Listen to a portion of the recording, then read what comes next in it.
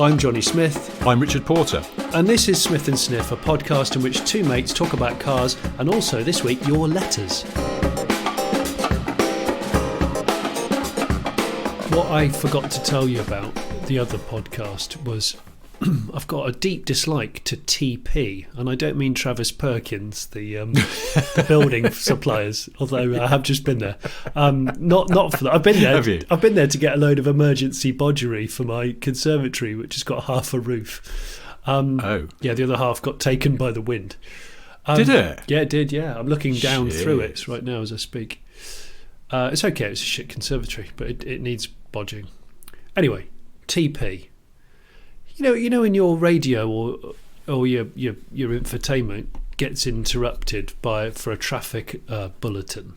Oh, and apparently yes. it's called. I thought it's called TP, traffic program.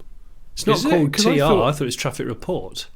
TA, traffic announcement. Or Territorial Army. It's definitely on some stereo, or Territorial Army, yeah. Well, hang on, it's Definitely Travis on some Perkins stereos. versus the Territorial Army. Ooh. Who's going to I win? wouldn't bet against Travis Perkins, because they could, start throwing... What, cement? They could start throwing bricks or cement dust or something. Oh, yeah, or really nasty solvents that you just find to stick certain things to certain things. Oh, in God, the like that, trade. sort of like some of that really tacky paint that you used to do floors with. Oh, yeah. Or silicony Yes. sprays that make your fingers go all shiny and you can't get rid of the shine for about a year. Yeah, that stuff. That definitely doesn't give you cancer. They've got quite an arsenal of stuff, haven't they, old TP? They have. Well, TP, it's pissed me right off. I've been driving the BMW iX the last week. I cannot still, for a whole week, I can't turn off the traffic report / program announcement.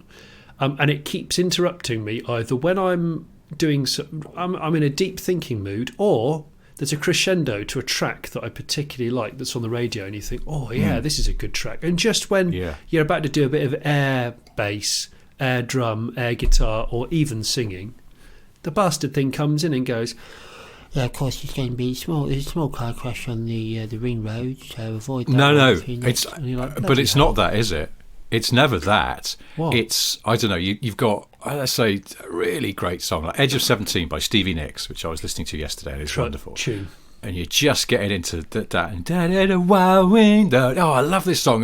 But then it's at that volume, and then suddenly you get boom, boom, boom. Okay, and now there's a bit of a backup on an area that you're not going to because it's fucking miles away.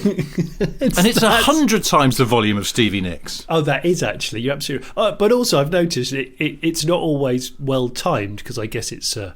So the person's still talking to the other DJ or something. So it's something like this. Go, that's right, Judith, and you'll be back with gardening answers in 2 minutes. Anyway, there's been a huge fatal crash nowhere near you, about 70 miles from you, and you're not going there today. But anyway, I thought I'd let you know. Anyway, back to Judith with some gardening answers. Well, it's that, isn't it? There's a bit of a nose on it, but even worse sometimes. Then it's like, yes. Now, earlier on we were talking about begonias. Now, the thing about begonias is obviously, well, I mean, I say this, but if you ever have seen ladybirds, then you need to go turn the frigging signal off, which apparently, I was told this by TV's Richard Hammond, who used to work in radio, you get fined if you go too early or too late on your TP Do you? signal. You get fined? Yeah, you get fined. I mean, I don't know what the leeway is. Is it like but Morse I think code, Ofcom where someone has a you. clicker and they click it when they know they're about to go and shout things about ring roads and broken don't lanes? Actually know.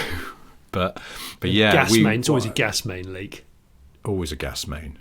Yeah. In a town you're not in and have no intention of going to. There's been a crash that you don't care about in a boring town that you're not nowhere near today.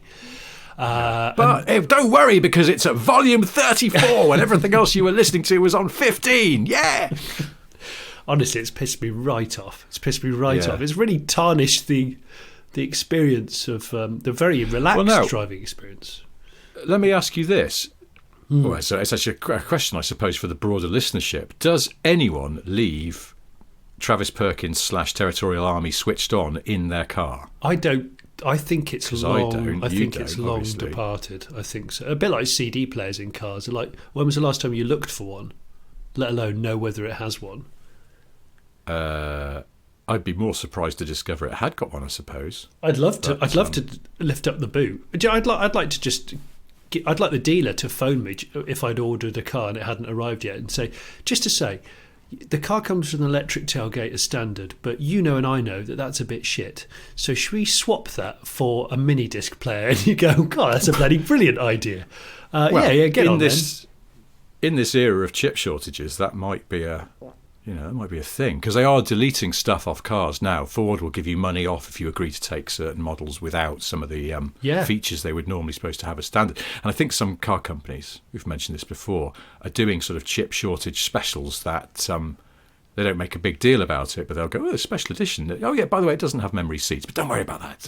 You don't need them. You don't need them. I actually think these could be the ones to buy. These are the most future-proof of the cars, because they're whittling down the largely unnecessary toss, and I quite like that. Or maybe what it will do, will it accelerate LUT, largely unnecessary toss? Well, it might. How much LUT is on this car? Oh, quite a lot, actually. Oh, quite a lot, I'm afraid. Yeah, it's got the new iDrive system, which I don't know, 70% of it you'll never use.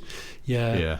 I do honestly think that this could accelerate the acceptance of having no stuff in a car apart from an input lead and a docking station, and I've said it before, it's what I want. The problem for car companies, though, is because it's my firm belief that most customers of new cars don't use a lot of this tech. No, because they don't know it's there, or they see no use for it, and they just don't want it. And they've just facelifted something. Is it the Focus? They've just facelifted, and they have made some changes to some features on the basis that their research showed that customers just weren't using these features.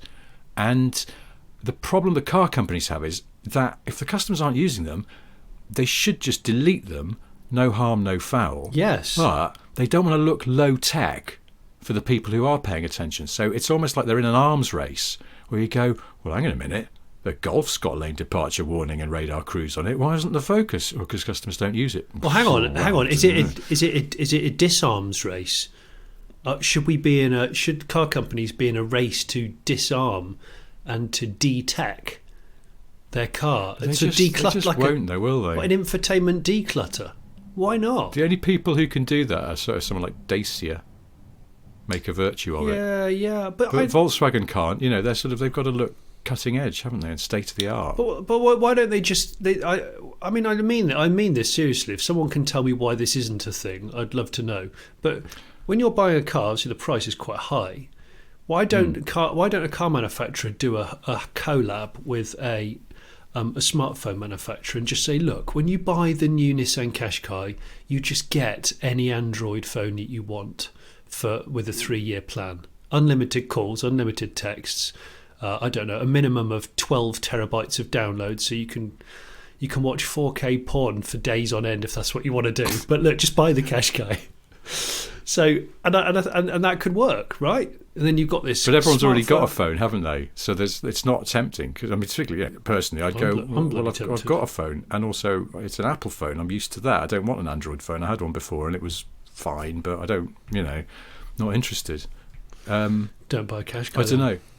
You've just reminded me of something else. When I had a Ford Fiesta ST as a long-term test car from Evo many years ago, a Fiesta Saint. I did have a Fiesta, the Saint Fiesta, a Fiestast. I've never thought about it before. A Fiestast and a Focused. Fiestast. I had not the last shape, the one before, the sort of blocky one from the 2000s. Yeah.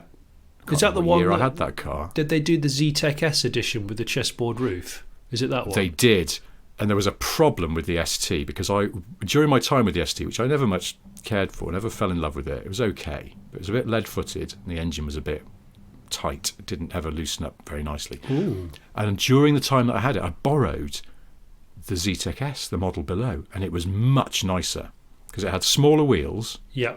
And so it didn't have as much grip, but that was a good thing. It had plenty of grip. It rode better. It just felt more alive, and it had a nicer engine. I was like, damn it. I think there's a tribal owners cult of those. Is there? Yeah, I think it's got a really strong following. Well, fair play. It was a lovely little car. Yeah, no, it was. It was a really nice car. I remember distinctly going, this is nicer than the ST.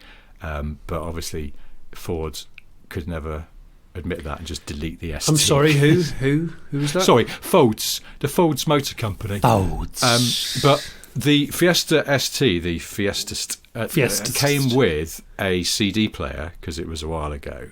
Yeah.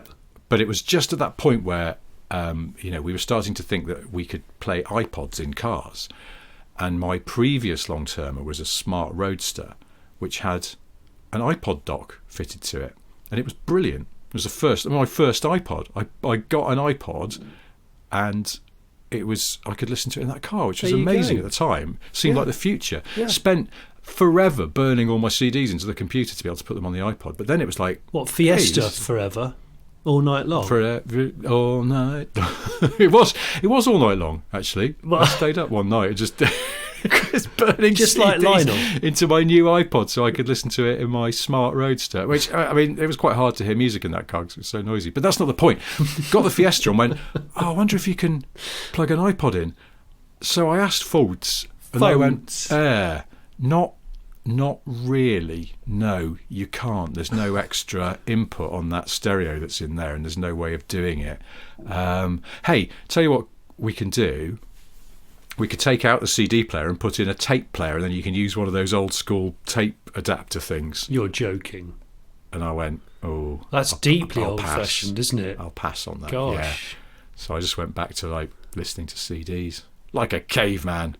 I do like CDs. We've been having a declutter over the last few weeks at home, and I have been asked why I still have CDs. We made the family agreement, and I was really pushed into a corner over it to get rid of the DVD player and our DVDs, which I'm not massively happy about.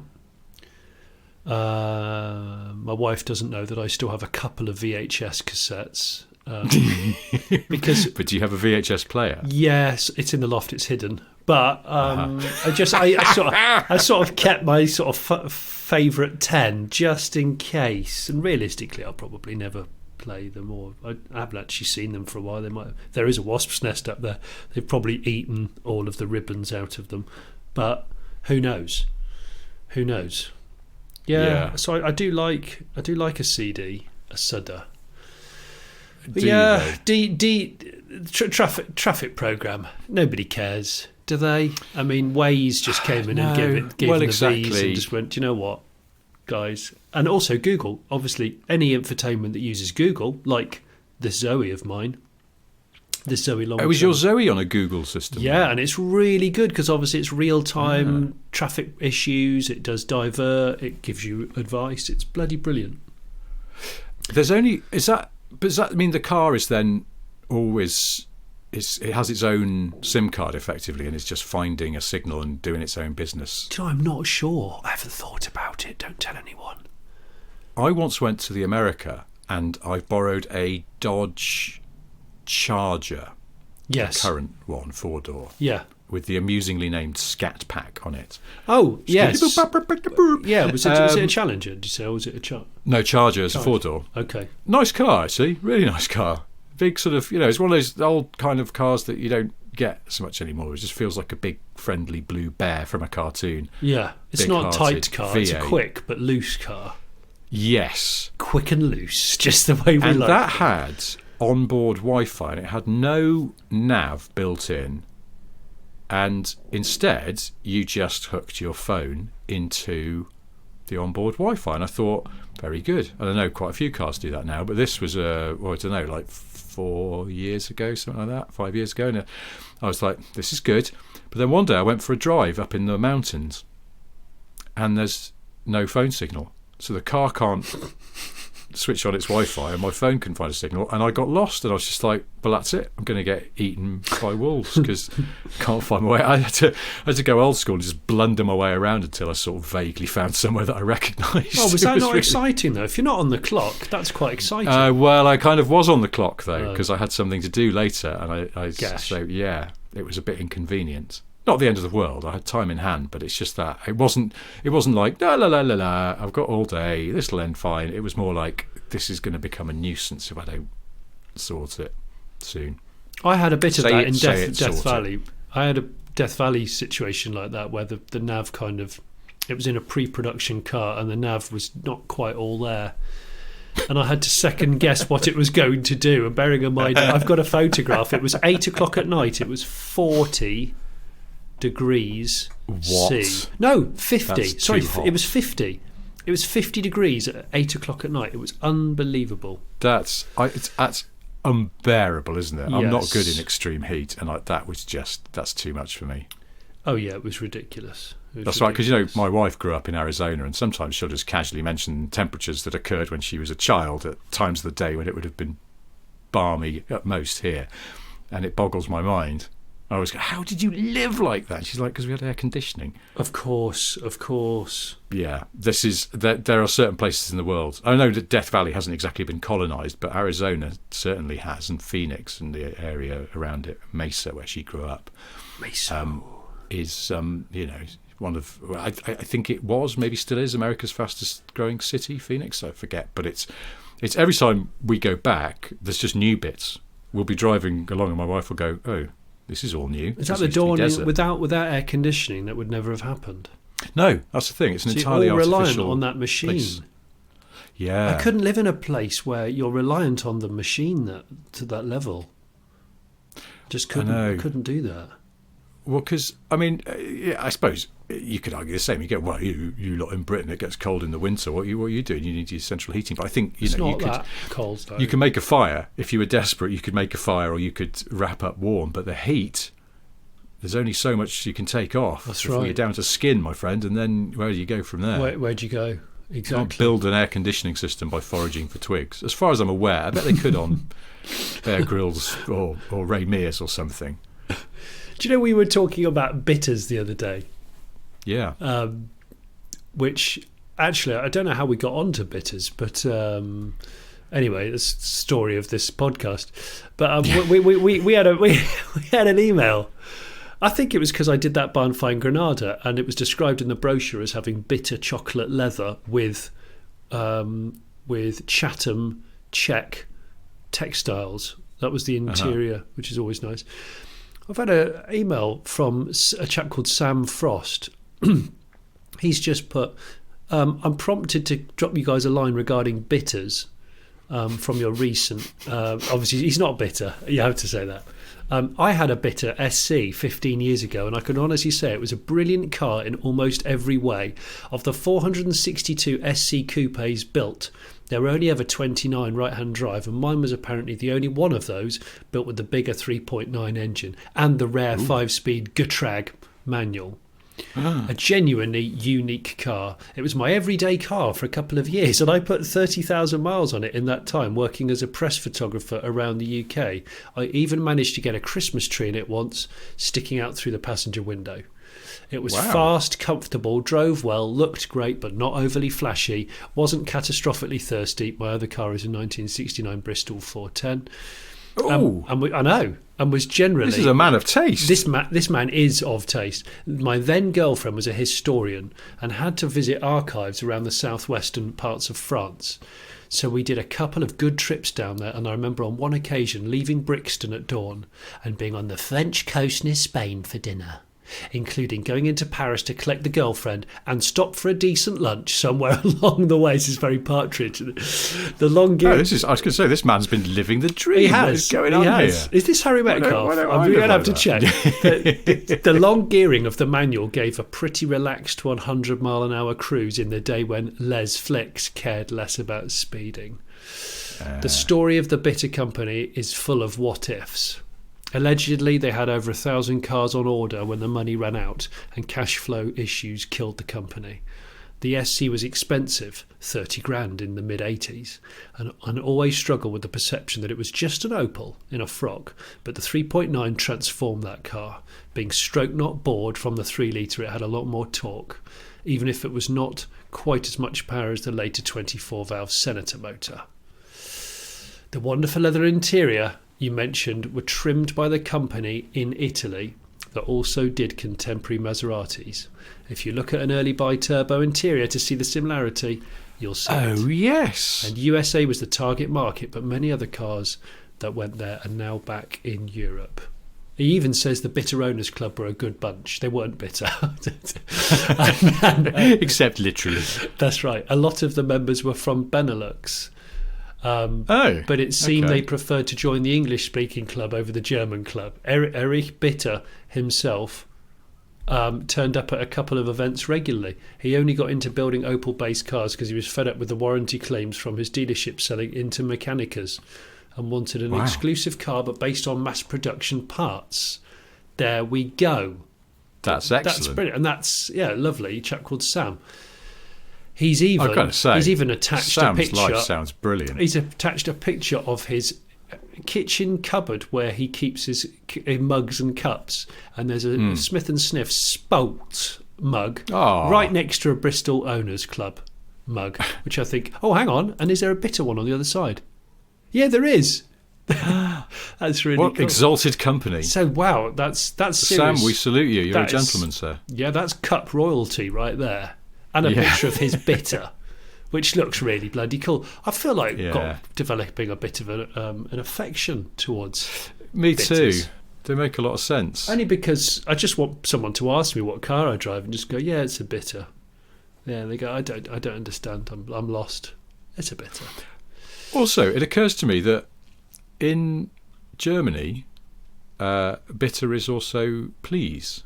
That's right. So is it the please car? So if someone said, what do you drive in German? You went bitter, you'd be going, please. No, but what do you drive? Please. No, like happened to, the photographer Andy Morgan, who used to be Evo's staff photographer. Yes. Very, very talented chap. And he once checked into a hotel in Germany and they went, and your surname? And he went, Morgan. And they went, yes, good morning. But what is your surname? And he went, Morgan. And they went, yes, we have established as good morning. Thank you, sir. This went round in circles. Oh my gosh, Morgan. So that something just occurred to me that in Germany you're driving a please. That's just brilliant. It's true. It is a please. Can you imagine if there was a low volume, high quality GT made in Britain called the Please? It would just be brilliant, wouldn't it?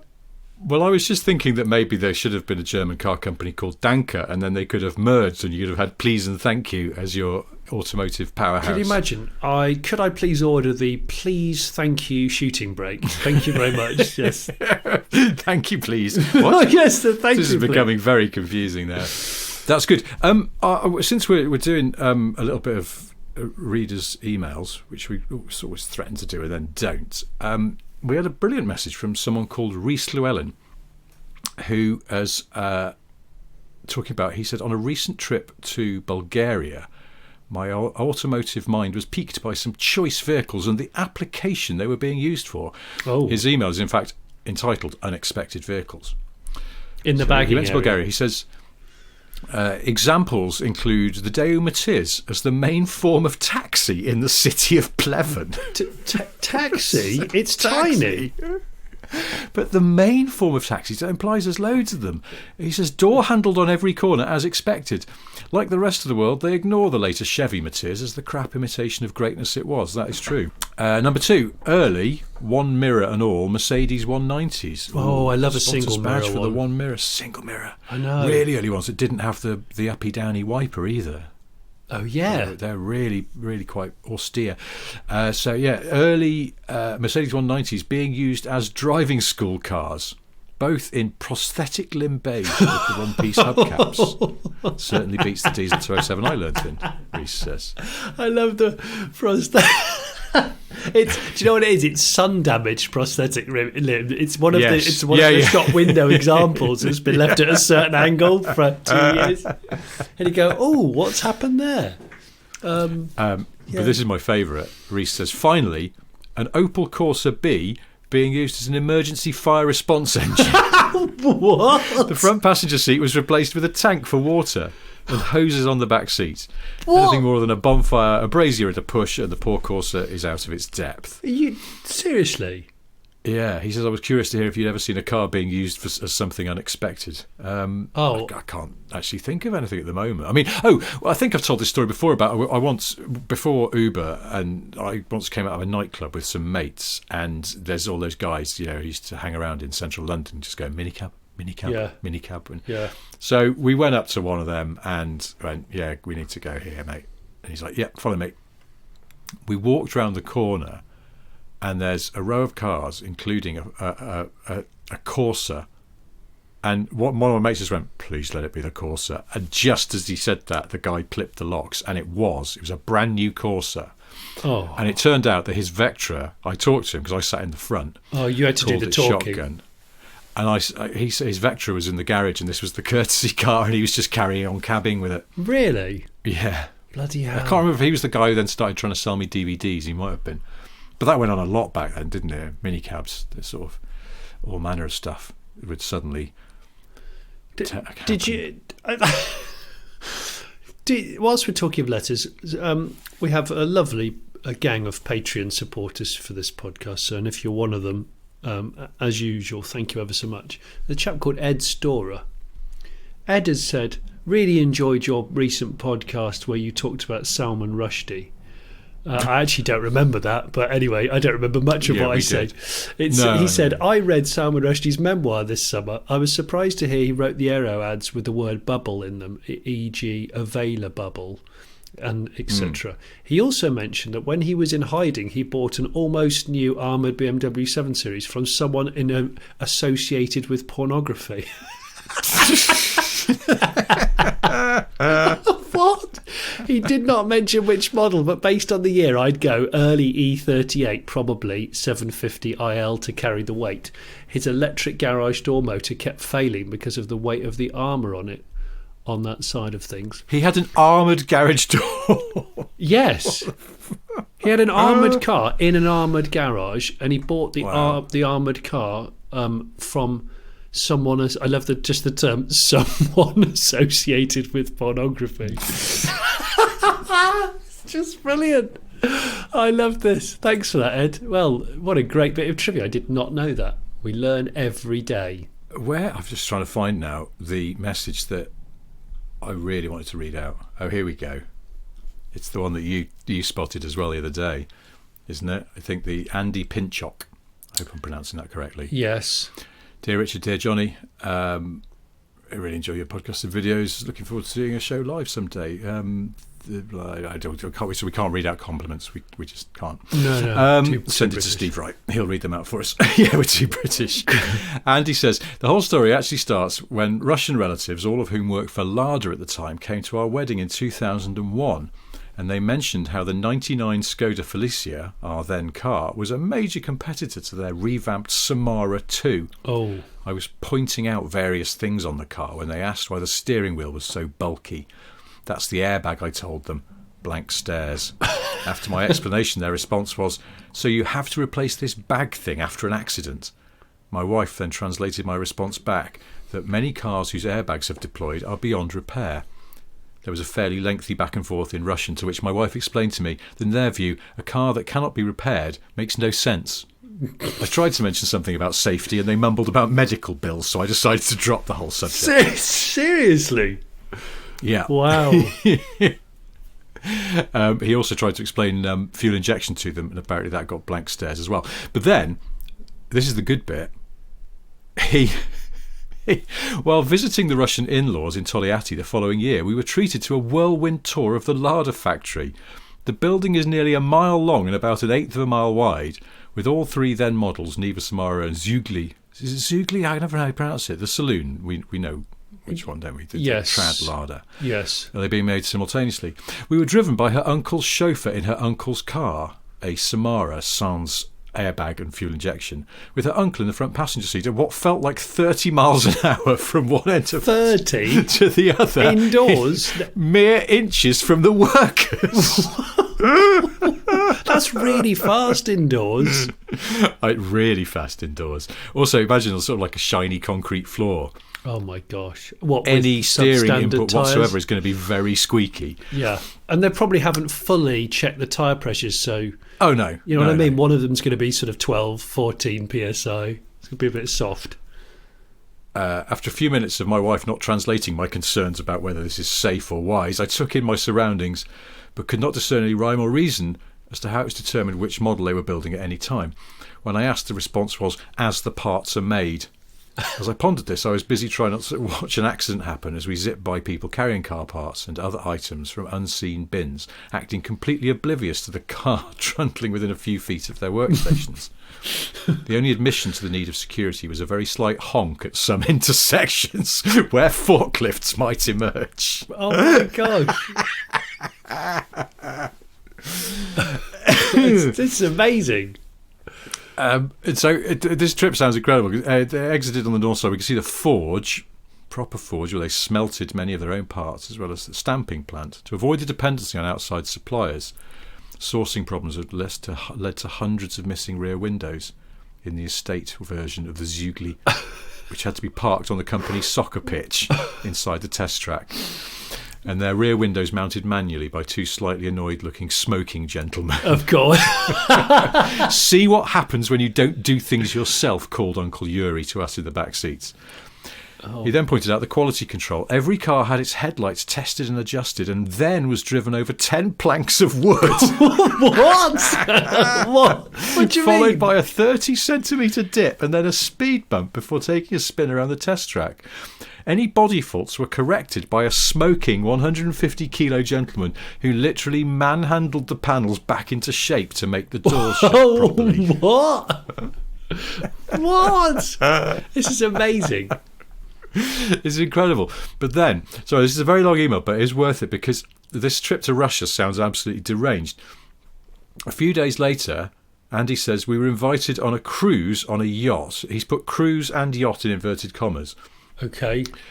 The Right. yacht turned out to be an ex-police speedboat with nice hydrofoils. And the cruise was actually just a small trip up and down the Volga. We stopped for fuel in a port that included what looked like nuclear submarines as well as ocean-going freighters. Right. After a nice trip visiting the hydroelectric dam that's caused the death of several local species in a green algae plague, I could feel and smell the telltale signs of a motor overheating. Right. My second car was a Triumph Spitfire, hence I knew it well. The skipper, he's put that in inverted commas as well, didn't believe me at first until I pointed out maybe the gauge wasn't to be trusted as it was obviously disconnected. We stopped and discussions continued, and given me not speaking the lingo, I poured water on the part of the engine block I knew was safe, and when it immediately turned into steam, they agreed that the engine was indeed hot. How should one handle such a situation? A. Let the engine cool and sail slowly back to port. B. Call for help and get a tow back to port. Or C. Fill the engine block with water, which will cook off while my wife's What? cousin water skied behind the boat. Are you joking? They chose C. They just What? filled it with water. Yeah. What? This led to the engine seizing within minutes, What? which led to the electrics going out as the battery died, which led to us drifting on Europe's longest river at dusk between ocean-going freighter ships, No way! This is made up. I mean, it's which amazing. were honking to tell us to get out of the way, and yep, a nuclear submarine from the port. Why the sub was on a river that empties into a landlocked sea, I don't know. But with no power to send signals and mobile phones having bad reception, I was getting mildly put out. At some point, someone contacted a tow service, which was a man in a plastic dinghy with a one-cylinder two-stroke engine that probably achieved 2 knots. This is just better and better. After the tow rope came undone twice, once because the knot was poor and another time because it just broke, we got home a mere 10 hours later than planned. 10 hours. Hang on a minute. Did you say it was a single-cylinder towboat with? A one-cylinder two-stroke Towboat. towboat, a plastic dinghy. It's that's Andy. I've just seen he's actually at the end signed it. Andy Pinchuk. He's given us a handy Andy, pronunciation guide. He's an expat American in Germany. I guess married to a Russian though. This is All I can say is that is that is the letter of the month. There won't be a better letter than that. It's amazing, isn't it? He's quite a tease, though, Andy, because he's concluded it by saying, next time, if you can stand it, how to barrel roll a 76 Firebird and survive, how police react to an overheating 82 Corolla whose steering box has fallen out while driving. What? And how many washing machines can you fit into a Wartburg 1.3? Oh my gosh, this man's living it.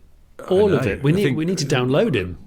I think you just need your own podcast, Andy. Yeah, which would be significantly better than our piece of shite. Yeah, we're just mooching off your glories. This has reminded me, though, of the infamous James May inflatable dinghy story that I think I've alluded to possibly on a podcast or a video before, but I don't know if I've ever told it, which is quite a good tale of how James May bought this dinghy off eBay, perhaps. And it came with this tiny outboard motor. And one evening, James lives near the river in West London. Lovely. And sweet James's guy. friend, sweet guy, the car journalist Colin Goodwin, who's a good friend of James's, came over. And the pair of them decided to inflate this dinghy and go down the River Thames to a pub down the river. Of course. So they did. And it fired up the little, single cylinder engine, ding ding ding ding ding ding ding ding ding ding ding ding, off they go. But basically it's the current that's mostly carrying them in an easterly direction to a pub a bit down the river. Had a few pints. It's a summer's evening, but the sun's starting to go down. It's getting a bit dark, so they think, right, we better head home before we can't get up the river safely.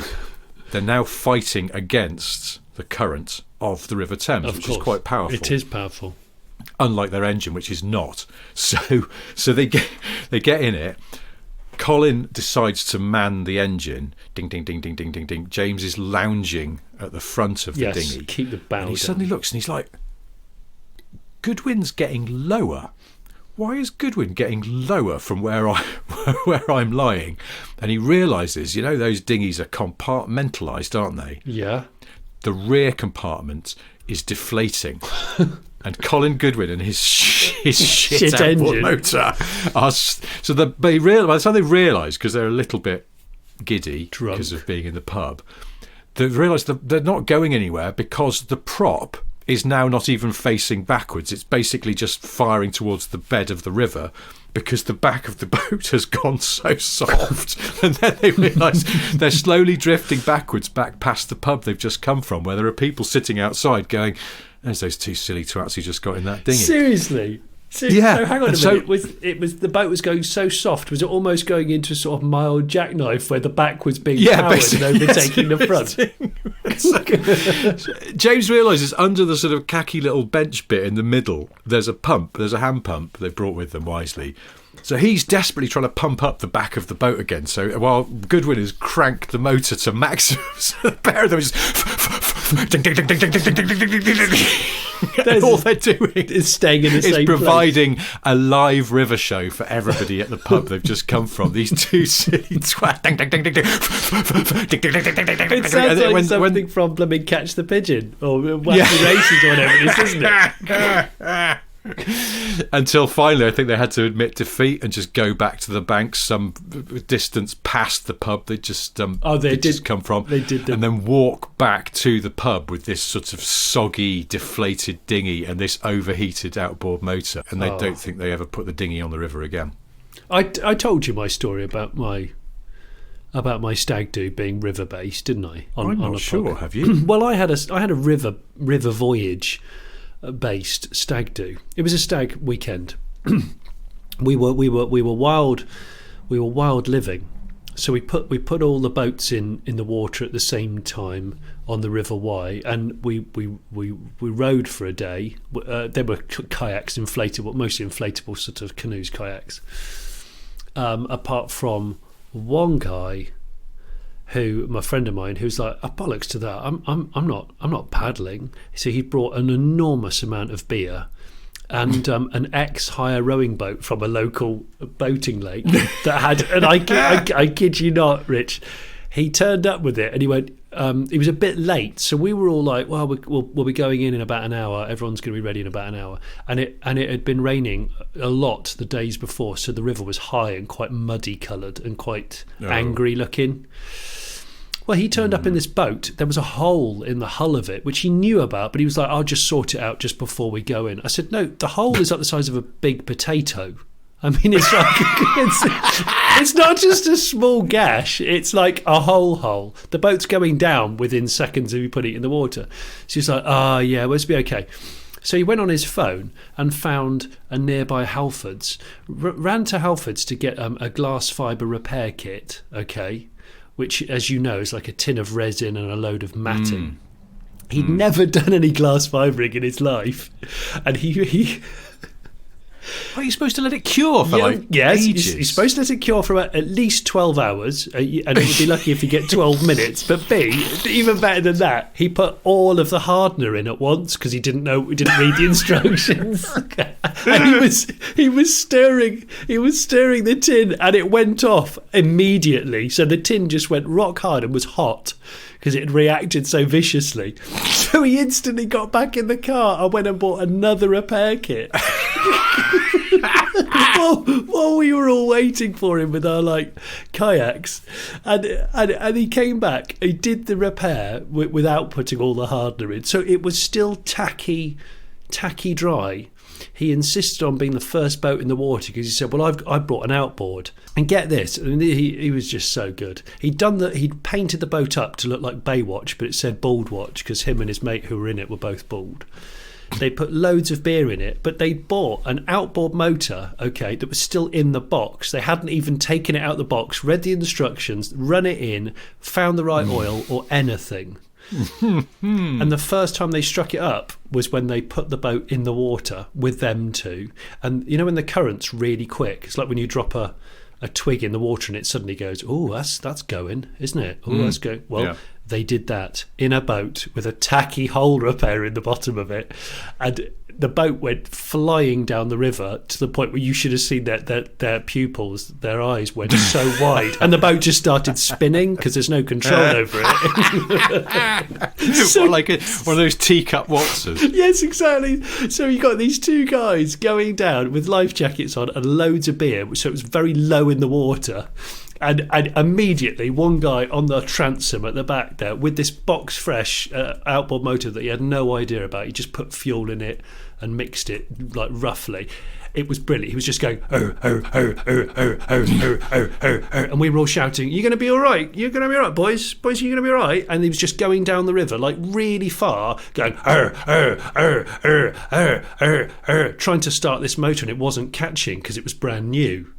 And then it finally caught. So the first thing this engine ever did in its life was straight to wide open throttle on a very quite strong currented river. Two-stroke, obviously.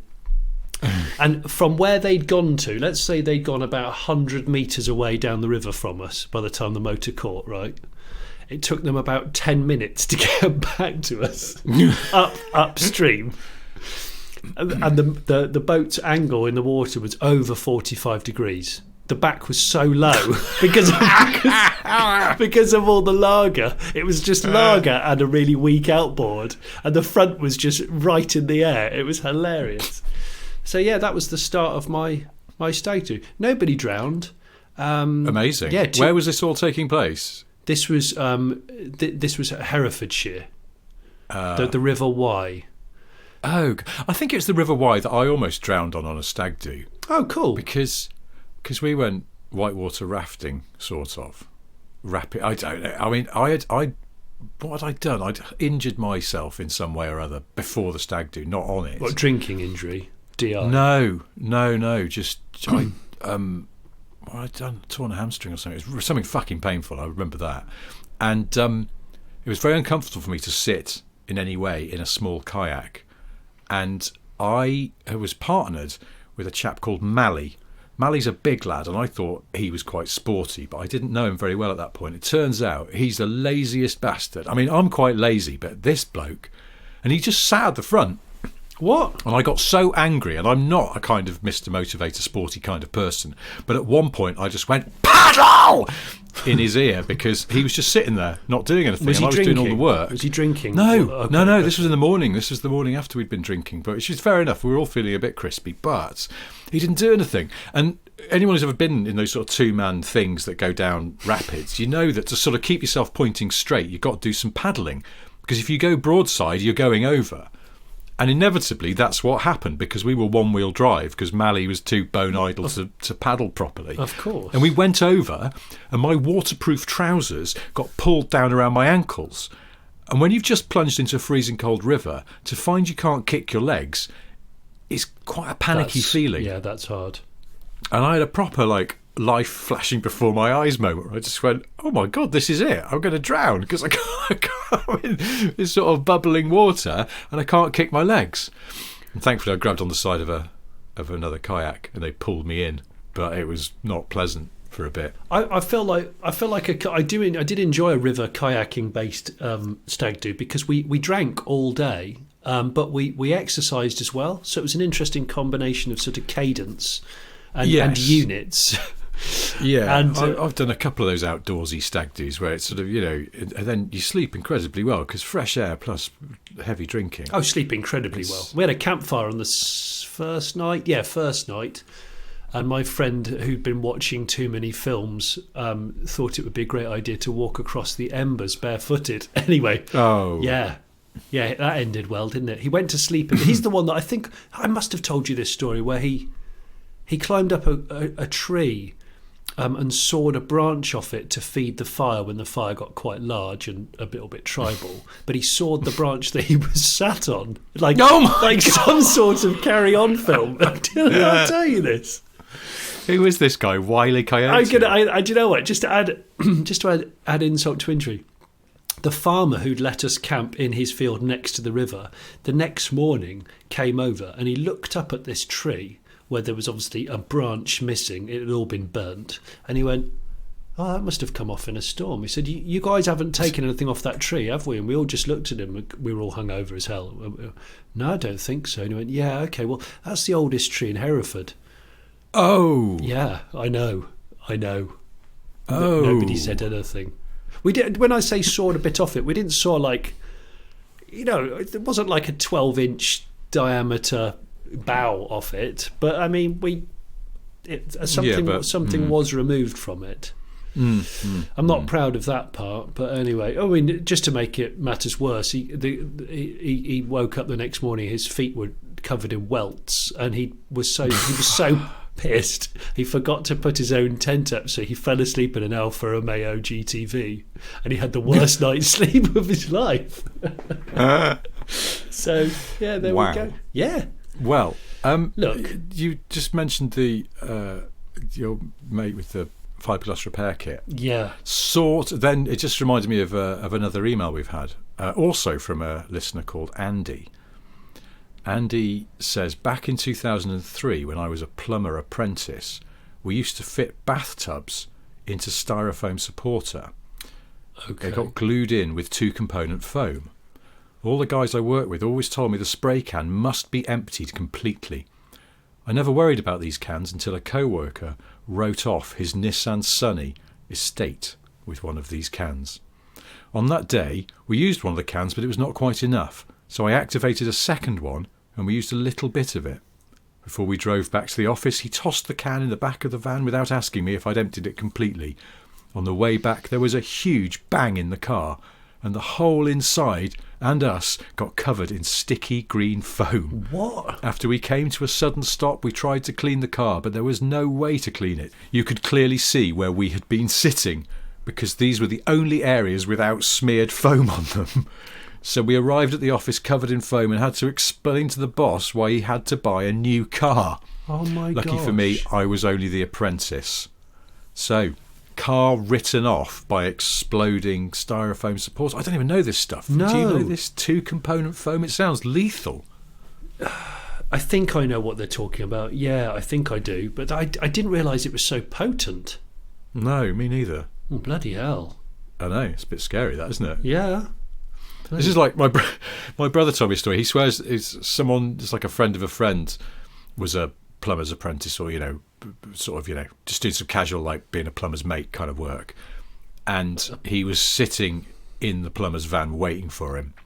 So he'd got his headphones on, just listening to his Walkman. Would have been back in the day. Would have been Walkman, yeah. And then plumber gets in, drives off. Kid's still got his headphones on. He's just sort of humming along to the music, and he's what's the song that goes? It's got Barbados in it. We're going to Ibiza by the No, Finger it's not that Boys. one.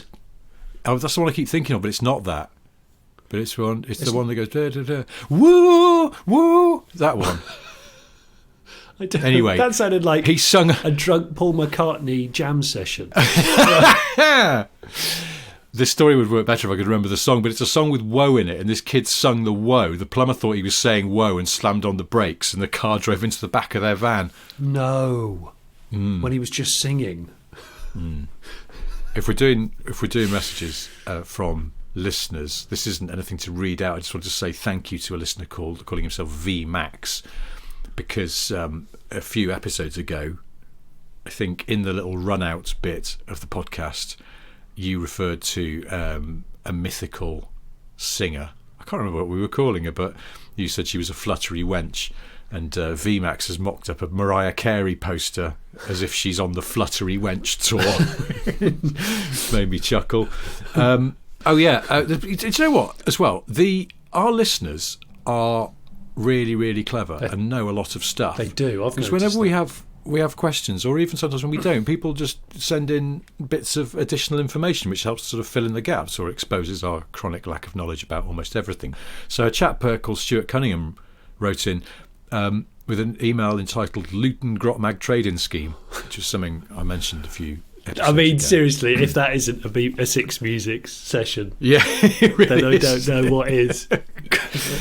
On the evening session.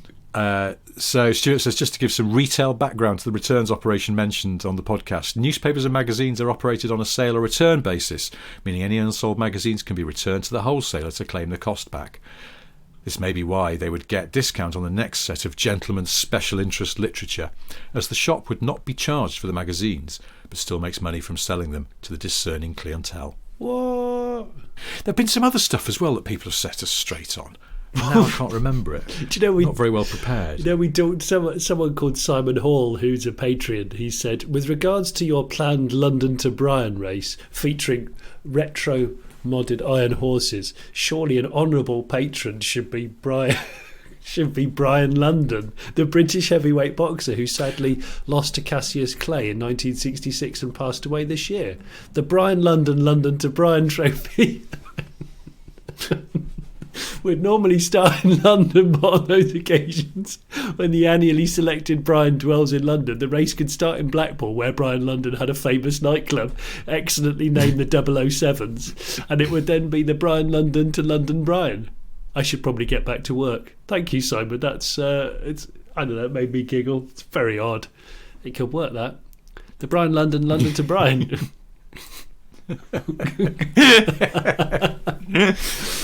I'll just do one. We've got loads. I feel guilty. We don't read out enough messages from listeners. We do read them all, I promise. And this one, I made a note to read it out at some point because it's from a chap called Ed Holness. It says, Dear Smith and Sniff, first of all, I've always wondered if Steve Berry on Old Top Gear was ever actually that into motorbikes. Yeah, I think he was. I know he used to get a load of flack for like not getting his knee down and stuff, but I think he was pretty into motorbikes. Secondly, Ed says, and related to cars, or indeed trikes, and also how thick animals are, which is something we were discussing the other week, wasn't it? Oh, yeah. An old Yorkshire colleague of mine and his dad bought a goat for cash off a mate. How'd you do that? I don't know. An old Yorkshire colleague of mine and his dad bought a goat for cash off a mate who may have, stolen said goat. They intended goat for cash. Two more from them later. They intended to take the goat home to give them goat's milk. in brackets, Ed adds, it was Yorkshire in the 80s. The only transport available was his dad's Reliant Robin. To subdue the goat and make it safe for transport, they tied a bag around its head and lumbered it into the boot of the Robin before setting off on their merry way. Did you say... Half an hour later, they came to a small town, and possibly the many changes of direction and poor handling of the robin caused the goat to start kicking off a bit. So much so that it managed to kick the boot open and escape out onto a Yorkshire high street. No way. He and his dad jumped out and gave chase to a very confused goat charging around the high street, still with a bag on its head. What? Seriously? Who happened to be a few cars back but the local constabulary, who had a number of questions about who the goat belonged to, why it was in the boot of a car, and why it had a bag on its head. Oh my gosh. It's ridiculous. Ed's question is, how thick is an animal that you can subdue it by just sticking a bag on its head? Well, hang on. You've got intelligent birds like hawks, but if you put a small leather satchel on their head or whatever it is, they get all chilled out, don't they? There's a Bryan Ferry video where he's holding one, which I always think is quite funny because he's wearing a white cocktail suit and I think he's got eyeliner on, but he's also holding up a hawk with a bib on its head. Trouble is, there's no dinner suit that's not going to suffer from getting bird shit on it, is it? Because a black one, the white shit will show up, and a white suit, the black bits will show up. So really, I would advise Bryan Ferry not to wear a dinner suit of any sort while he's doing falconry, or just in a coastal town eating chips. When he goes, the seagulls will have you. When he goes into his Savile Row tailor, do they say, "Will Sir be involved with falconry with this particular garment?" And he goes, yes, I am planning. Actually, I'm going to it. I'd like it to be scratch resistant, if that's right, because talons are an absolute tosser for threading in. Maybe that's it. Maybe Bryan Ferry, he's a man of means. Perhaps he's had a special falconry dinner suit made. It's up. Kevlar. It's like Kevlar. Yeah, Kevlar. Yeah. It can't be very easily Kevlar, hitched. And then it's got what would it be like? There's that stuff, like Scotch Guard. It's heavily Scotch Guarded sleeves, so that bird shit just wipes off. Yeah, like a sheet dip. It's left under the water for 24 hours, so it properly seeps in. Yeah. Oh yeah, Bryan, why are your sleeves wet to the touch? That's Scotch Guard. Don't let your fingers after you've touched my sleeves. It's because of the falconry. Or he's gone to Travis Perkins and bought a load of silicone and just drowned it in silicone, basically. Could have done that. So it's constantly wet look. It's a wet look cocktail jug. Wet look in a suit. Oh god. Anyway, I was going to ask if anyone knew. We're talking as our listeners are very knowledgeable. If anyone knew why the new backlight for my 911 that I've had to buy doesn't fit. What? Bizarre. Yeah. Oh, it's a long story. I'll it's condensation in the lens. Is that its issue? Yeah. Condensation in the lens. Tried to dry it out. It's not working. So it seems like the part number for the lamp that's in there at the moment that's discontinued. So I thought I'd found the newer part number, bought it. Connector's different. Can you just slightly? Listen, send the old one to me. I'll drill a very small hole in it, and I will air it, and then I will silicone I've done it that. up. Oh, you've done that. You've been there and done it. Yeah, I didn't drill a hole in it, but I drained it. I drained it and left it inside. Yeah. While my car was outside with a bin bag taped over the hole, it looked like a pirate. It was really weird. I hope you got a photo of that, didn't you? I didn't. No. But the neighbours kept coming over and going, "What's wrong with your car?" And I was like, "No, it's fine." Anyway, we won't get bogged down in that. We will just wrap this up by saying we have 3 things to tell you, and they are: 1, Jonny has a solo YouTube channel called The Late Break Show. Many things on there. I watched your electric Russian Jeep thing the other day. Did you? And reading between the lines, obviously it's very impressive off-road, but it's not. I just looked at it and went, oh, I bet that's not very nice. Above 45 miles an hour, it's a little terrifying. That's what I would say.